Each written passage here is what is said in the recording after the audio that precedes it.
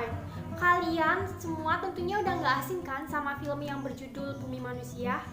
Nah, aku bakalan ceritain balik itu film pada kalian semua. Jadi tetap stay tune di video ini.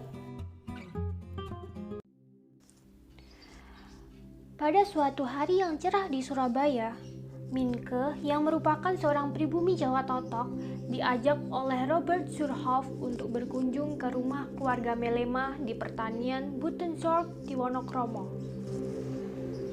Hei Minke, ayo ikut aku.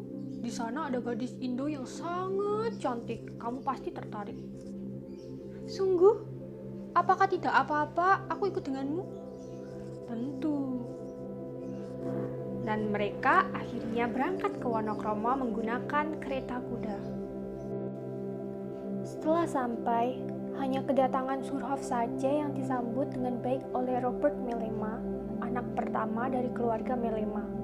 Sedangkan Minke, dia hanya dipandang sebelah mata. Namun berbeda dengan adiknya yang bernama Annelies.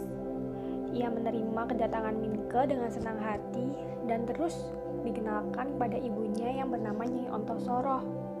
Namun Robert langsung berucap, En, kamu masuk ke kamar. Jangan berteman dengan dia.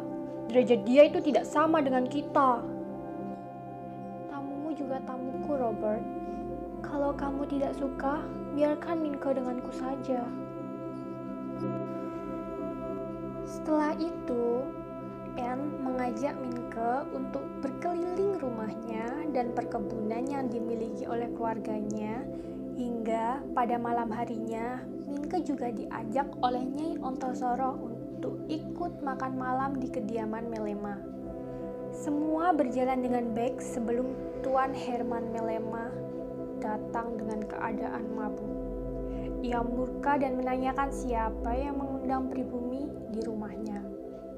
Dia berkata, Hei, siapa dia? Berani-beraninya menginjakkan kaki di rumahku. Keluar kamu! sambil menunjuk Minke. Tuan Melema terus-menerus mengolok-olok Minke dengan berbagai hujatan. Kemudian dia langsung pergi begitu saja meninggalkan ruang makan. Adanya kejadian ini membuat pemikiran modern Minke kepada Nyai Ontosoroh berhenti berputar dari adanya arti kelegalan pernikahan campuran Indo-Belanda di tanah Indi saat itu. Keesokan harinya, sepulang dari sekolah, Minke menghampiri kawannya yang berkebangsaan Perancis bernama Jean Marais. Ia menceritakan pertemuannya dengan Nyai Ontosoroh dan menerima surat yang berisi undangan untuk datang lagi di kediaman Melema esok hari. Jan, aku mendapatkan surat undangan dari keluarga Melema lagi nih. Apakah aku harus datang juga? Apa isinya, Minke? Annelies menyuruhku untuk tinggal di rumahnya. Bagaimana ini? Ya sudah, kamu datang saja. Karena surat yang ditulis oleh Nyai amat sangat logis kebenarannya. Setelah itu, Minke langsung pulang dan mempersiapkan diri untuk berangkat ke rumah keluarga Melema. Setelah sampai, ia langsung disambut oleh Nyai Ontosoroh dan diberitahukan keberadaan Annelies di kamarnya. Hingga tak berapa lama, Annelies pun mulai menceritakan kehidupan keluarganya. Minke, sebenarnya aku mau cerita tentang ibuku dan perubahan sikap ayahku dulu. Iya, En, gak apa-apa. Berceritalah, siapa tahu bebanmu akan hilang. Sebenarnya, nama asli ibuku adalah Sanikem. Ia merupakan anak dari pribumi yang dijual oleh ayahnya sendiri demi uang dan status. Dulu Herman Melema itu sangat baik dan pengertian kepada ibuku. Hingga suatu masa ketika Maurits Melema, anak dari istri pertama datang dan mengubah segala keadaan. Mulai saat itu, Tuan Melema menjadi pribadi yang keras dan sering pulang dengan keadaan tak sadarkan diri. Di situ Nyai Ontosoroh dengan sabar merawat sepenuh hati. Setelah mendengar cerita Annelies, Minke mendapatkan sebuah ide untuk menulis artikel yang akan diterbitkan di koran Surabaya dengan menggunakan nama pena Magdalenar. Judulnya adalah Gundik Luar Biasa Yang Aku Kenal. Hingga malam harinya, tiba-tiba Minke didatangi oleh pihak kepolisian Bojonegoro dikarenakan artikel yang ditulisnya. Polisi tersebut langsung membawa ia kembali ke rumah orang tuanya. Sesampainya di rumah, Minke langsung disambut dengan kemarahan ayahnya karena berhubungan dengan Annelies. Hubungan mereka dianggap telah meninggalkan budaya dan tradisi Jawa saat ia sedang menempuh pendidikan di Wonokromo. Dasar anak nakal, kamu disekolahkan di HBS masih saja tidak bisa merubah sikapmu. Ayahmu dilantik jadi bupati saja kamu tidak datang. Ampun Romo, akan tetapi saya sangat mencintai Anne.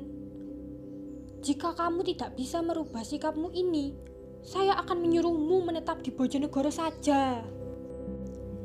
Namun, hal itu tidak menyurutkan semangat Minke untuk tetap berhubungan dengan Annelies. Ia tetap kembali ke Wonokromo dan tetap melanjutkan sekolahnya di HBS seperti biasa. Hingga kemudian, guru Magda yang sedang mengajar menyatakan keingintahuannya tentang Magdalenar. Kemudian tiba-tiba Surhoff memberitahukan bahwa Minke dan Mag itu orang yang sama. Guru Magda, sebenarnya Magdalenar itu ada di kelas ini loh. Wah, benarkah? Justru bagus itu. Kalian bisa meniru semangatnya. Tapi guru, pribumi itu tidak pantas menulis artikel sampah. Surhoff merasa tidak terima dengan pujian yang didapatkan Minke, tapi Minke tetap diam saja. Hingga pada akhirnya Minke pulang menemui Annelies yang sedang berkeliling di pertanian. Hingga tiba-tiba Annelies pingsan. Minke pun panik, kemudian membawa Annelies ke kamar dan langsung memanggil Dr. Martinet, dokter kepercayaan keluarga Melema. Kamu tahu Minke, gejala apa yang dialami Anne sebelum pingsan? Tidak dokter. Sebenarnya Anne mempunyai trauma mendalam dalam hidupnya. Kamu harus selalu berada di sampingnya Minke.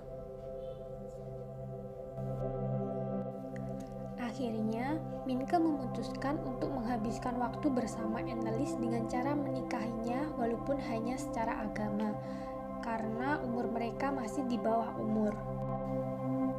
Beberapa hari kemudian, kabar duka pun datang. Darsam menemukan Herman yang telah tewas di rumah pelacuran akibat racun yang diberikan pada tubuhnya.